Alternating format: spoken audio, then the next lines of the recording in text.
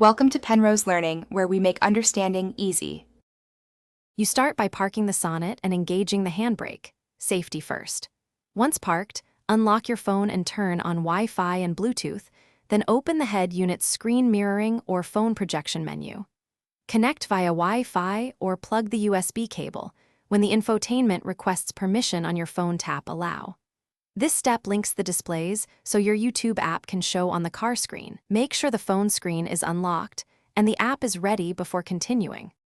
Now, open the YouTube app on your phone and cue the video you want, but keep playback paused until the mirror is active. From your phone, use Cast, Smart View, or Screen Mirroring and select the Sonet display. Alternatively, choose the phone as source on the head unit.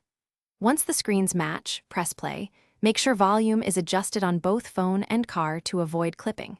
Use steering wheel media buttons or the passenger's phone to skip, rewind, or pause. This keeps driver distraction minimal. To finish, stop playback and disconnect mirroring via the app or head unit, then unplug the USB or turn off car Wi-Fi. This returns the Sonet to normal audio/navigation use. If the screen stays black, first restart your phone, then reselect screen mirroring on the head unit and allow permissions again.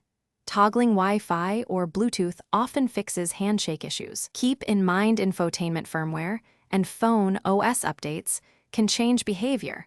Update both if problems persist and always use video only while parked.